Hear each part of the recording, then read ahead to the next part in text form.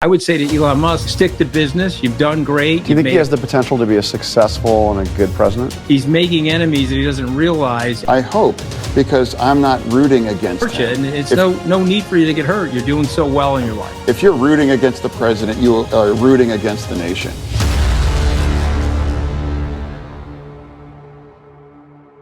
Welcome back to the DeVore Darkin Show. In this video today, a former Trump official issues a warning to Elon Musk. Senator John Fetterman is pissing people off on the left because he's open to supporting Trump, and Trump has his eyes set on the Panama Canal and Greenland. All of these stories and more in this video today.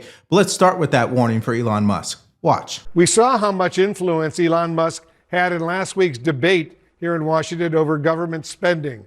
What do you make of Musk's role in Trump's party? Well, listen, he's got a very powerful role. He's got a $44 billion megaphone. He's got over 200 plus million followers. And well, if he was instrumental in that election, the stuff that Elon Musk did in Pennsylvania alone, I think helped the president win that election. So he has a very big voice. I think the problem for Elon Musk, though, he's got a little bit of Potomac fever. And so you think you're going to go to Washington and change Washington. That's Potomac fever. And the weird thing about Potomac fever is one of the symptoms is you don't know you have Potomac fever. And of course, I have had Potomac fever, Wolf. So I'm speaking as a former patient that's been afflicted with the disease. So he's just got to be very, very careful because he's making enemies that he doesn't realize. And the incentives in Washington are totally different than those in business. Now, I'm sure the richest person in the world at this point, officially now, probably understands that he has some enemies. And he's seen firsthand what happened to Trump when it came to enemies in Washington. So I'm not too sure he really needs your advice, Anthony. I understand where you're coming from. But I think time and time again, I keep saying this in all of my videos. Why don't we just let the results do the talking? I think Elon Musk knows what he's doing, and you probably don't, right?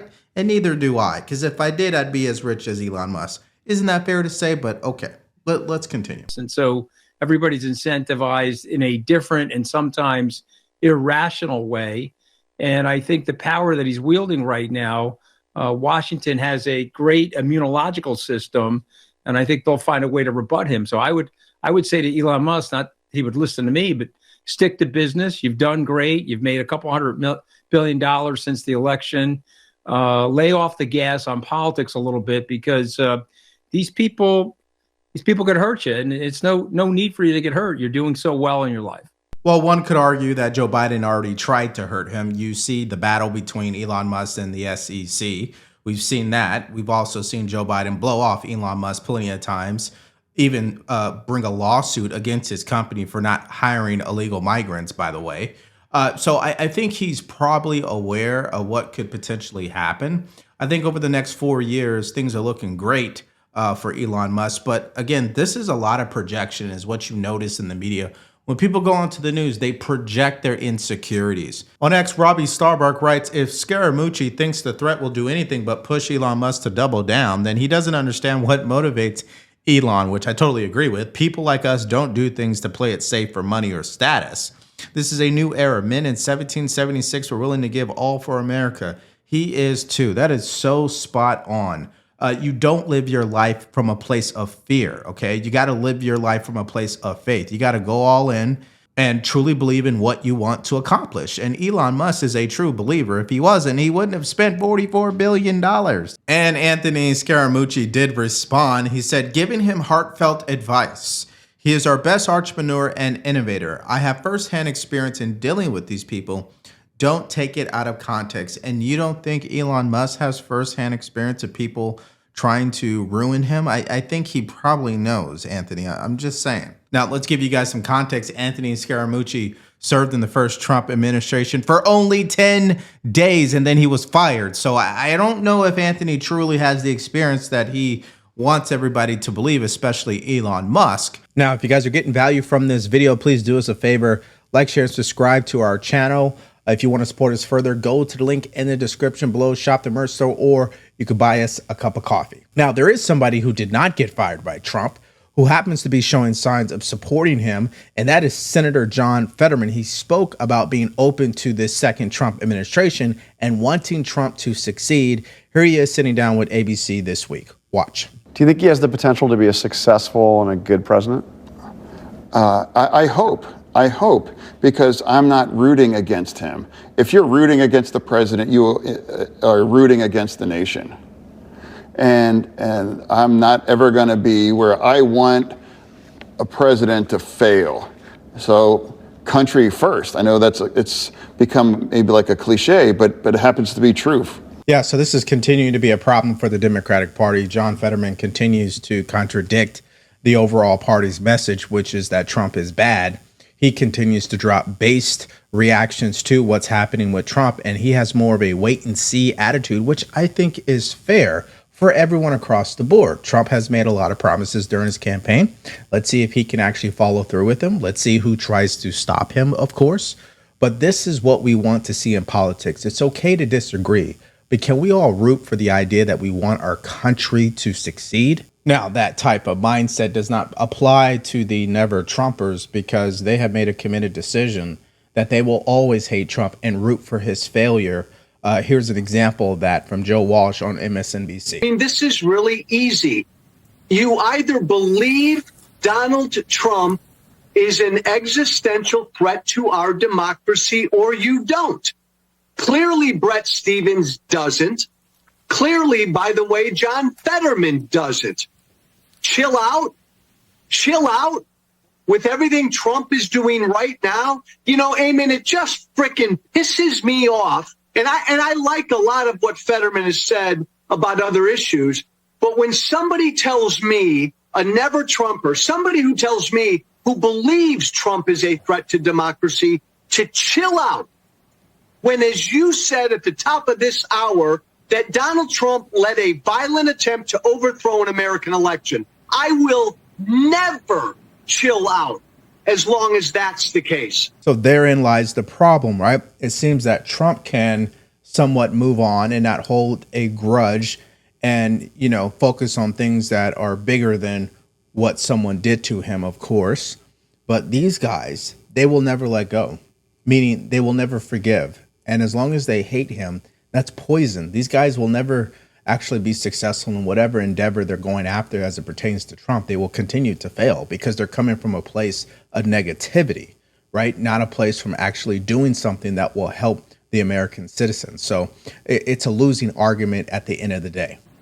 We normalize this guy, Eamon, Trump, at our own danger.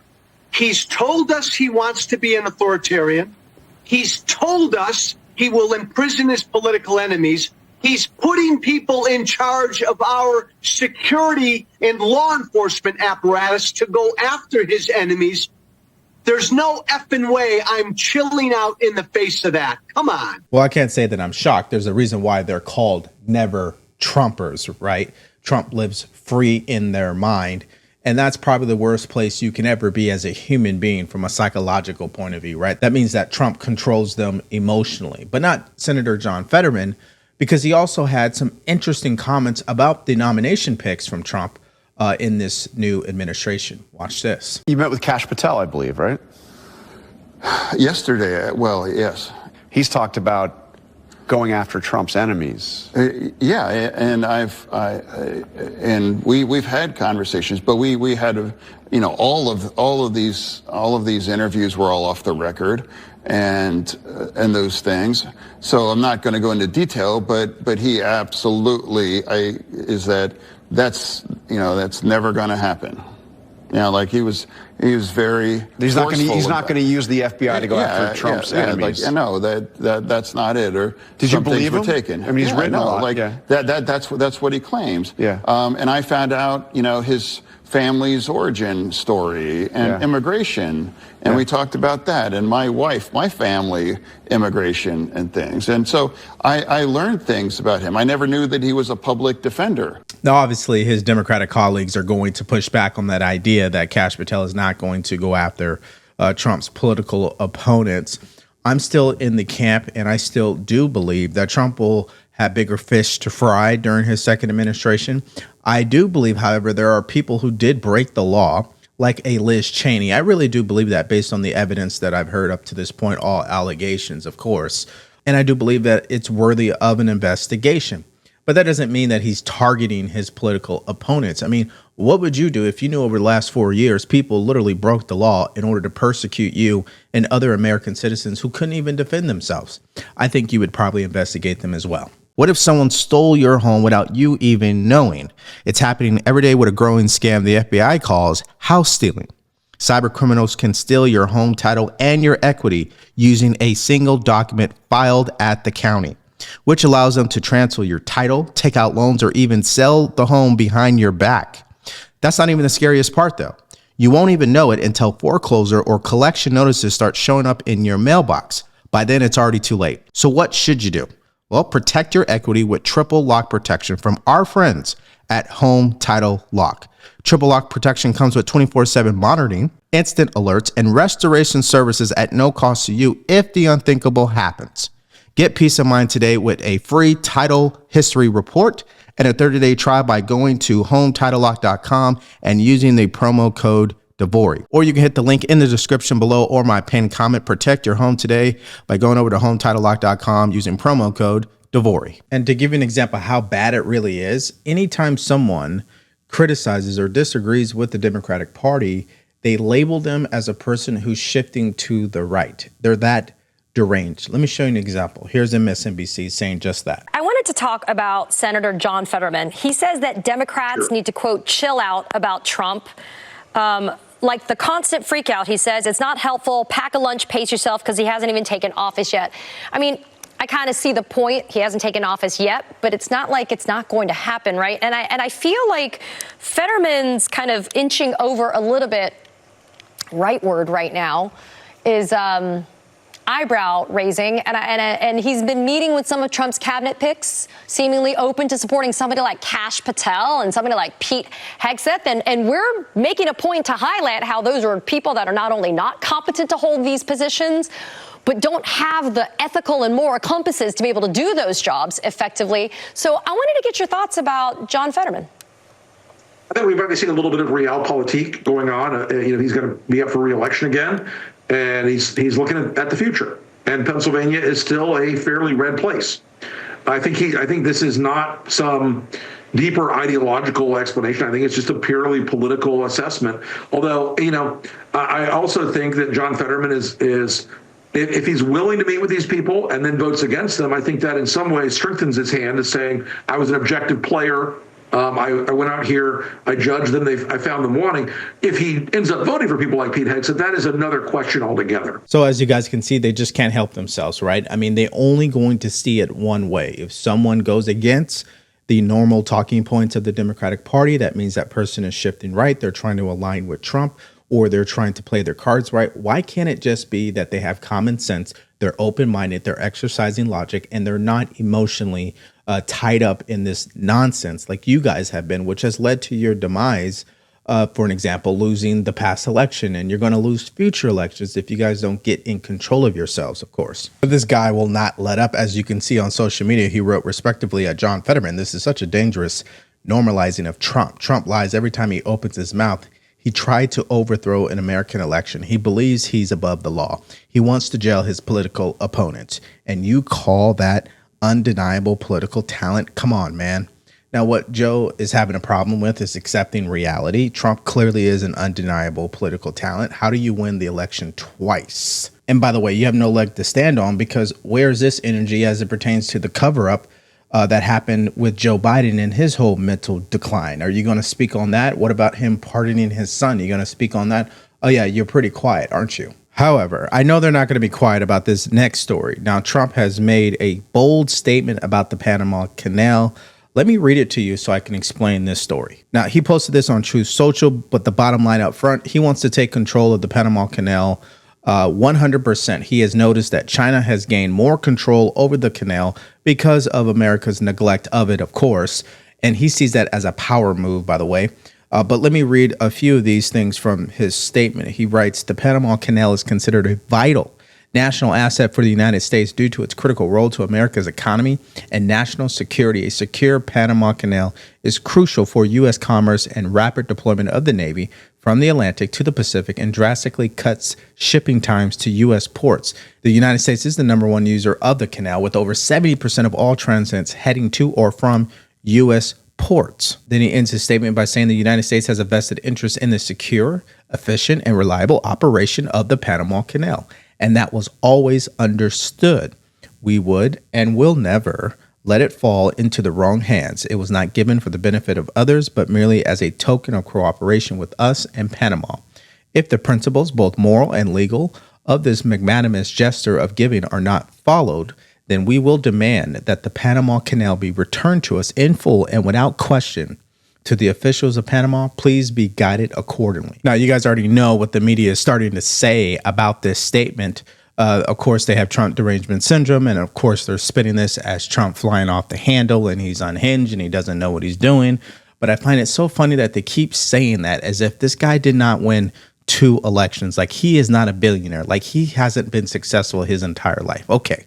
But anyways, let's hear some of the meltdown on CNN. Watch. What Trump is really talking about is, yes, there's a kernel of a real issue here, which is that the Chinese have invested heavily in the maintenance of the canal that we purchased and that we built and that we abandoned. And now they've given the government of Panama $1 billion for a bridge. They've gotten the contracts through a fair process to manage the ports. And the reason that Central and South American countries are leaning towards China is because China approaches them with investment and with money, and we approach them with threats, and stupid threats at that. And if you were Panama, which one would you choose? Mm-hmm. So this is not only the completely wrong way to approach the U.S. relationship with Panama, it's the completely wrong way to approach the U.S. competition with China, because anywhere you go in the world, there's a Chinese company or the Chinese government offering incentives.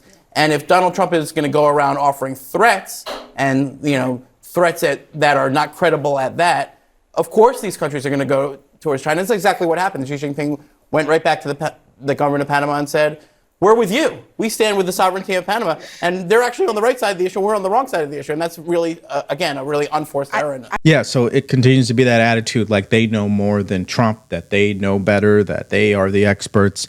He doesn't know what he's doing.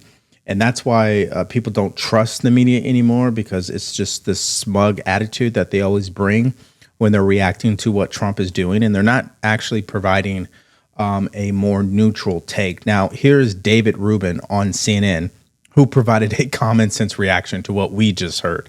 Check this out. Listen, Kate, it's important. Here's why it's important. There is a major player in the Panama Canal that's not Panama. It's China, right? So the Chinese control the 2 biggest ports at either end of the canal. In 2017, the Panamanians rejected the notion that they rejected Taiwan as a country. They sided with China. They recognized China. They signed the Belt and Road Initiative with the Chinese in 2018, expanding their sphere of influence in an area which 70% of all traffic is U.S. traffic going through from one port to another through the Panama Canal. The treaty, which was signed, leaves an out for the United States that says if the neutrality of the canal is threatened, we can take it back. You know how we do it? With the U.S. military. I don't know if anybody remembers Operation Just Cause, but we sent the U.S. military down there to kick some ass and oust the president and put a new president in. We did it within about 24 hours. So we could do it. If I was the Panamanians, I wouldn't get cozy up to the Chinese too much. If I was the Chinese, I wouldn't get too cute. Now, David Rubin, he has to be careful because he used the word military, and we know how liberals react to that. Oh, you're going to send the military. Oh, you're going to cause a war, right? They literally get too emotional, and they don't actually think through what he is actually saying here. Like, we've done it before. The CIA, they do it every single day, right? They cause different governments to fall. They stage coups. Okay, so let's not act like we are all goody tissues and our country is just filled with saints at the top. Okay, let's just stop it. We understand what China is doing, and we need to step up and defend our own turf and make sure that they know during the Trump administration that he's not playing any games. So wait, do I sum this up to it's like option all of the, it's like choose your own adventure on the land grab of the day, and this is the negotiating position? Do you take him seriously? It's or do not you a think land really grab, but this is Panama U.S. national security. U.S. national security is an interest here. There's a neutrality provision that was put in that treaty for a reason. If that neutrality is threatened by the Chinese, their Belt and Road Initiative continues to expand and threatens the U.S. in terms of whether it's allowing passage of U.S. military ships or hindering trade. That was obviously put in there for a reason. We can exercise that clause. If I were the Panamanians, I would not get too cozy with the Chinese. So here's what another Never Trumper had to say, Adam Kiesinger, and we're not surprised here because this is all that they can do because Trump lives rent-free in their mind. And he actually had to turn the comments off on this because he knows how stupid this post is. He writes, honestly, the whole Panama flap, Trump is honest to God scared to death to actually use the military. So no worries, Panama. He's honest to God scared to death. He's such a small, weak, whiny sissy. Okay. Now, of course, the president of Panama did respond, and he said this: every square meter of the Panama Canal belongs to Panama and will continue belonging to Panama. Well, Trump responded to that by saying, we'll see about that. And he also trolled them by saying, welcome to the United States Canal. Now, let's actually hear in Trump's own words why he is so adamant about taking control of the Panama Canal. He sat down with Tucker Carlson, and here's what he said. And you take a look at the Panama Canal. It was such an incredible engineering marvel. We sold it under Jimmy Carter. We sold it to Panama for $1. The following day, they quadrupled the amount of money that ships had to pay to get across. They didn't lose one ship.